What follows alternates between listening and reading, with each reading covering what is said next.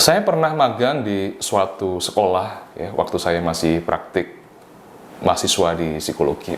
Saya magang di suatu sekolah yang sekolahnya nggak bagus, bangunannya jelek gitu ya. Waktu itu saya melihat di ruang guru ada figura yang di dalamnya ada gambar sekolah yang sangat bagus gitu, bangunannya sangat bagus, dan itu diproyeksikan nanti sekolah ini yang nggak bagus ini akan seperti itu gitu.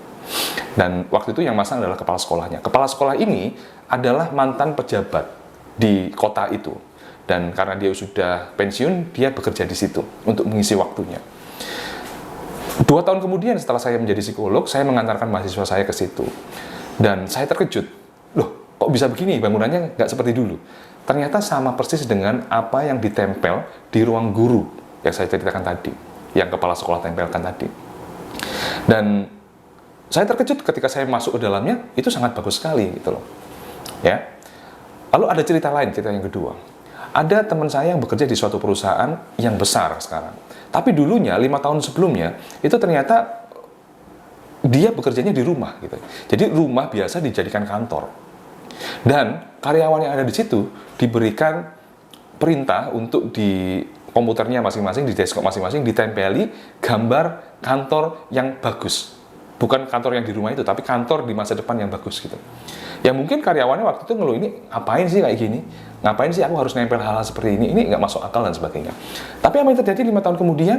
Ternyata mereka pindah ke kantor yang sama persis seperti apa yang mereka pasang di desktop. Ini artinya apa?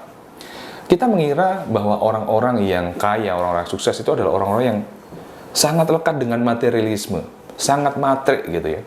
Tapi ternyata mereka itu tidak seperti itu. Mereka itu punya iman, mereka itu punya keyakinan kepada hal-hal yang non-material, kepada hal-hal yang sifatnya spiritual. Malah kita yang mungkin tidak terlalu kaya, yang bahkan bisa dikatakan miskin, itu yang terlalu matre. Kalau nggak dibayar, nggak bekerja. Kalau nggak dikasih hadiah, ya nggak baik sama orang, gitu ya. Kita terlalu materialistis, sehingga mungkin ya kita dapatnya sedikit. Maka dari itu teman-teman, kita memang perlu hitung-hitungan dengan logika. Tapi yakinlah, ada hal-hal yang di luar nalar kita, yang itu lebih besar, yang itu mengatur kehidupan kita.